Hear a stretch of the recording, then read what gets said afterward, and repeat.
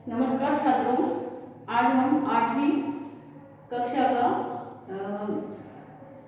दूसरा पाठ वारिस कौन ये पढ़ने वाले हैं। उसके लेखिका है विभा रानी। उनका परिचय हम पहले देखेंगे। उनका जन्म 1959 मधुबनी बिहार में हुआ। बहुआयामी प्रतिभा की धनी विभा रानी हिंदी व मैथिली की राष्ट्रीय स्तर की लेखिका है। आपने कहानी, गीत, अनुवाद, लोक साहित्य एवं नाट्य लेखन में प्रखरता से अपनी कलम चलाई है। आप समकालीन फिल्म, महिला व बाल विषयों पर लोकगीत और लोक साहित्य के क्षेत्र में निरंतर काम कर रही है। प्रमुख कृतियाँ हैं चल खुसरो घर अपने, मिथिला की लोक कथाएं, गोनू झा के किस्से, ये कहानी संग्रह है। अगले जन्म मोहे बिटिया न कीजो नाटक है। समरथ द्विभाषी हिंदी अंग्रेजी का अनुवाद है। बिल टेलर की डायरी आदि उनकी प्रमुख कृतियाँ हैं। गद्य संबंधी प्रस्तुत संवादात्मक कहानी के माध्यम से, ये एक संवादात्मक कहानी है, उसके माध्यम से विभा रानी जी का कहना है कि हमें उत्तम फल प्राप्त करने के लिए समय और साधनों का सदुपयोग करना चाहिए। मतलब हमें जो भी अच्छा फल अगर चाहिए तो जो भी हमारे पास समय है और जो भी साधन उपलब्ध है उसका सदुपयोग, अच्छा उपयोग हमें करना चाहिए। जो ऐसा करता है वही जीवन में सफल होता है और वही जीवन में सफलता प्राप्त करता है। तो यहाँ पे प्रस्तुत कहानी में कहानीकार विभा का मानना है कि किसी भी कार्य की सफलता के लिए आवश्यक है समझबूझ, योजना बनाना, समय तथा संसाधनों का सदुपयोग। ऐसा करने पर उत्तम फल की प्राप्ति करने में कर्ता अवश्य सफल होता है, जो भी करता है वो। इस कहानी के राजा ने अपनी 4 पुत्रियों में से उचित उत्तराधिकारी का चयन करने के लिए, चुनने के लिए उनकी बुद्धिमानी की परीक्षा ली और सफल राजकुमारी को राज्य का राजा बनाने का निर्णय लिया। इसमें एक राजा है इस कहानी में, उसकी 4 बेटियां हैं, तो वो किसको अपना उत्तराधिकारी बनाए, इसलिए वो क्या करता है, उनकी परीक्षा लेता है और उसमें जो सफल होती है, जो राजकुमारी सफल होती है, उसे ही वो क्या बनाता है, अपना उत्तराधिकारी, मतलब उसको राजा बनाता है। इस प्रकार ये कहानी है। तो हम अभी ये कहानी पढ़ेंगे। एक राजा था, उनके 4 बेटियां थी। राजा ने सोचा कि इन चारों में से जो सबसे बुद्धिमती होगी उसे ही अपना राजपाट सौंपेगा। राजपाट मतलब राज्य का शासन। उसमें से जो भी, मुझे 4 लड़कियां हैं, 4 बेटियां हैं, उसमें से जो भी बुद्धिमान है उसको ही मैं अपना राजपाट सौंपूंगा, ऐसा राजा सोचता है।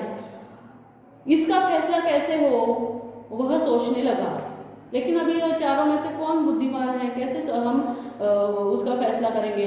अंत में उसे एक उपाय सूझ गया। उसने एक दिन चारों बेटियों को अपने पास बुलाया, सभी को गेहूं के 100 दाने दिए और कहा, इसे तुम अपने पास रखो। 5 साल बाद मैं जब इन्हें मांगूंगा तब तुम सब मुझे वापस कर देना। वो क्या करता है, उनकी परीक्षा लेता है राजा चारों की। उनको क्या करता है, वो गेहूं के 100 दाने देता है और क्या बोलता है कि ये तुम्हारे पास रखो, 5 साल बाद मैं इन्हें जब मांगूंगा तब तुम मुझे वो वापस कर देना। गेहूं के दाने लेकर चारों बहनें अपने अपने कमरे में लौट आई। बड़ी बहन ने उन दानों को खिड़की के बाहर फेंक दिया। उसमें से जो बड़ी बहन थी उसने क्या किया, वो दानों को खिड़की से बाहर फेंक दिया। उसने सोचा, आज से 5 साल बाद पिताजी को गेहूं के इन दानों की याद रहेगी क्या, और जो याद भी रहा तो क्या हुआ, भंडार से लेकर दे दूंगी। उसने क्या सोचा कि 5 साल बाद राजा को, अपने पिताजी को ये गेहूं के दाने के बारे में याद नहीं रहने वाला, और रहा तो भी मैं क्या करूंगी, भंडार से वो दाने लेकर दूसरे वाले उनको दे दूंगी। दूसरी बहन ने दानों को चांदी की एक डिब्बी में डालकर उसे मखमल के थैले में बंद करके सुरक्षा से अपनी संदूकची में डाल दिया। संदूकची मतलब छोटा संदूक जो होता है, उसमें क्या किया उसने, एक चांदी की डिब्बी में मखमल के थैले में बंद करके उसे अपने संदूकची में डाल दिया। सोचा 5 साल बाद जब पिताजी ये दाने मांगेंगे तब उन्हें वापस कर दूंगी, और जब 5 साल बाद पिताजी ये दानों को मांगेंगे तब मैं उसे वापस कर दूंगी। तीसरी बहन बस सोचती रही कि इसका क्या करूं। तीसरी बहन सिर्फ सोचने लगी, अरे इसका क्या करेंगे हम। चौथी और छोटी बहन तनिक बच्ची थी, और छोटी सबसे छोटी जो थी बहन उनकी, वो तनिक बच्ची थी। शरारतें करना उसे बहुत पसंद था। उसे गेहूं के भुने दाने भी बहुत पसंद थे। उसने दानों को भुनवा कर खा डाला और खेल में मग्न हो गई। वो बच्ची थी इसलिए उसने क्या किया, वो दाने भुने और खा डाले और वो खेल में मगन हो गई। तीसरी राजकुमारी को इस बात का यकीन था कि पिताजी ने उन्हें यूं ही ये दाने नहीं दिए होंगे, और जो तीसरी थी वो थोड़ी समझदार थी। उसने सोचा कि मुझे पूरा यकीन है कि पिताजी ने यूं ही ये दाने हमें नहीं दिए हैं, उसका कुछ तो भी कारण जरूर होगा, जरूर इसके पीछे कोई मकसद है, कोई मकसद इसके पीछे है, ऐसा उसने सोचा। पहले तो उसने भी अपनी दूसरी बहनों की तरह ही उन्हें सहेज कर रख देने की सोची, लेकिन वह ऐसा न कर सकी। अपनी दूसरी बहनों की तरह ही उसने उसे सहेज कर रखने का सोचा, लेकिन वो ऐसा नहीं कर पाई। 2-3 दिनों तक वह सोचती रही, फिर उसने अपने कमरे की खिड़की के पीछे वाली जमीन में वे दाने बो दिए। फिर उसने क्या किया, अपनी खिड़की के पीछे वाली जो जमीन थी, खाली जमीन थी, उसमें वो दाने बो दिए। समय पर अंकुर फूटे, पौधे तैयार हुए, दाने निकले, और उसमें से समय पर अंकुर फूटे, पौधे तैयार हुए और उससे दाने भी निकले। राजकुमारी ने तैयार फसल में से दाने निकाले और फिर से बो दिए, और फिर वो और ज़्यादा दाने हो गए। उसकी फसल आने पर उसने क्या किया, जो तैयार फसल थी उसके भी सब दाने निकाले और वो भी फिर उसने बो दिए। इस तरह 5 वर्षों में उसके पास ढेर सारा गेहूं तैयार हो गया, और इस प्रकार 5 साल तक वो ऐसा ही करती रही। फसल तैयार होती, उसके गेहूं के दाने वो निकालती पूरे और पूरे बो देती। तो इस प्रकार उसके पास बहुत सारे ढेर सारे गेहूं की फसल तैयार हो गई, गेहूं तैयार हो गया।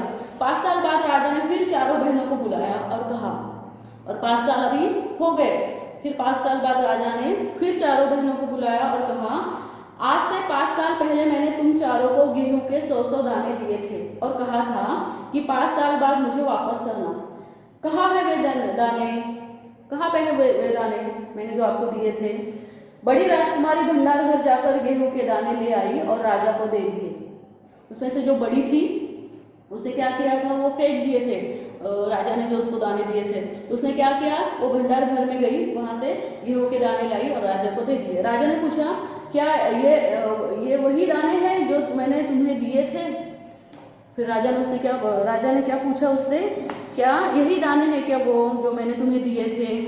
पहले तो राजकुमारी ने हाँ कह दिया, मतलब उसने पहले झूठ बोला, मगर राजा ने फिर कड़क कर पूछा, तब उसने सच्ची बात बता दी।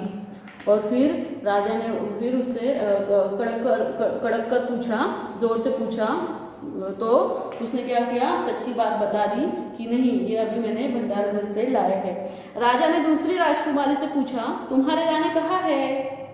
दूसरी राजकुमारी अपनी संदूकची में से मखमल के खोल वाली डिब्बी उठा लाई, जिसमें उसने गेहूं के दाने सहेज कर रखे थे।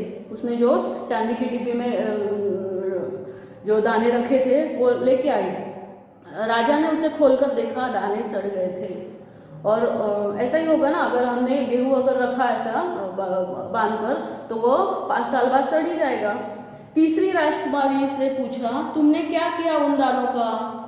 तीसरी ने कहा, मैं इसका उत्तर आपको अभी नहीं दूंगी, क्योंकि जवाब पाने के लिए आपको यहाँ से दूर जाना पड़ेगा और मैं वहाँ आपको कल ले चलूंगी। इसका उत्तर मैं अभी नहीं दे सकती आपको इसका उत्तर अगर चाहिए तो मेरे साथ दूर आपको जाना पड़ेगा, जो मैं आपको कल लेके जाऊंगी, ऐसा वो तीसरी राजकुमारी ने कहा।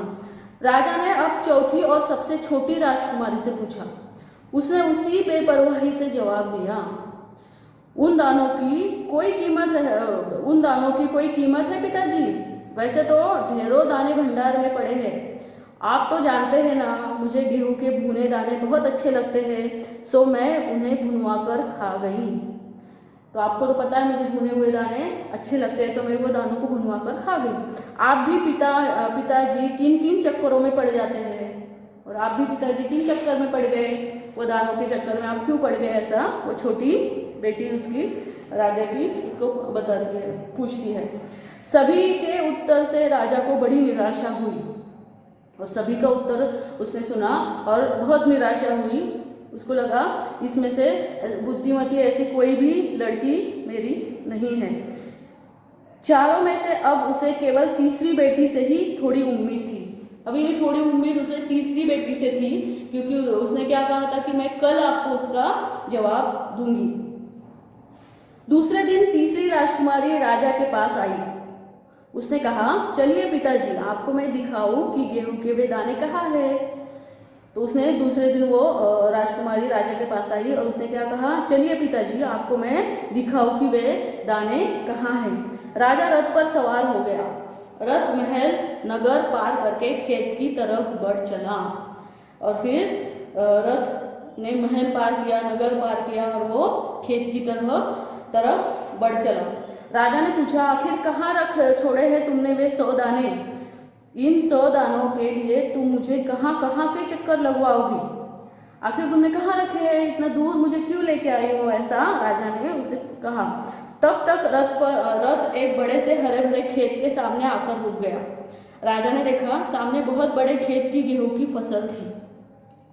सामने उसने देखा, राजा ने बहुत बड़े खेत की गेहूं की फसल थी। उसकी बालियां हवा में झूम रही थी, जैसे राजा को कोई खुशी भरा गीत सुना रही हो। राजा ने हैरानी से राजकुमारी की ओर देखा। राजकुमारी ने कहा, पिताजी, ये है वे 100 दाने जो आज लाखों लाख दानों के रूप में आपके सामने है। इतनी बड़ी फसल उन 100 दानों से निर्माण हुई है, ऐसा उसने कहा। मैंने उन 100 दानों को बोकर इतनी अधिक फसल तैयार की है। मैंने वो 100 दानों से इतनी अधिक गेहूं की फसल तैयार की है। राजा ने उसे गले लगा लिया और कहा, अब मैं निश्चिंत हो गया हूँ। और बहुत खुशी हुई राजा को, और उसने क्या कहा, अब मैं निश्चिंत हो गया हूँ, अभी मुझे कोई भी निराशा नहीं है। तुम ही मेरे राज्य की सच्ची उत्तराधिकारी हो, और तुम ही मेरी राज्य की सच्ची उत्तराधिकारी वारिस हो। तुम ही मेरा राज्य अच्छे से संभालोगी, क्योंकि सब में से सबको मैंने जो दाने दिए थे उन सब में तुमने ही उसका सही उपयोग किया है, और थोड़े से दानों में से इतनी बड़ी फसल तैयार की है। तो इसलिए यहाँ पे राजा क्या कहते हैं कि तुम ही मेरे राज्य की सच्ची उत्तराधिकारी हो, और उसको ही वो आगे राजा बनाता है। तो इस प्रकार ये कहानी है। तो इस कहानी से हमें क्या सीख मिलती है? तो यही सीख मिलती है कि हमें कौन सा भी कार्य है, कुछ भी प्राप्त करना है, हमारा जो भी लक्ष्य है वो हासिल करना है, तो हमें समझ बूझ दिखानी है, उसके लिए योजना बनानी है, समय तथा संसाधनों का सदुपयोग करना है। सबसे पहले तो समय का सदुपयोग करना है, फिर संसाधनों का, हमारे पास जो भी साधन है उसका सदुपयोग मतलब अच्छा उपयोग करना चाहिए, और मेहनत तो उसके साथ में है ही, तो उससे हमें जो भी फल प्राप्त होता है वो अवश्य अच्छा ही फल उससे मिलता है। तो इस प्रकार ये कहानी से हमें सीख मिलती है। तो हम क्या करेंगे, अभी इसका स्वाध्याय देखेंगे। ये देखो, पहला सूचना के अनुसार कृतियाँ करो। पहला उत्तर लिखो, गेहूं के दानों का चारों बहनों ने क्या किया? देखो, बड़ी बेटी ने क्या किया, दाने फेंक दिए। दूसरी बेटी ने संदूक में रखे। तीसरी बेटी ने दाने को बो दिया, और चौथी ने भुनवा कर खा लिए।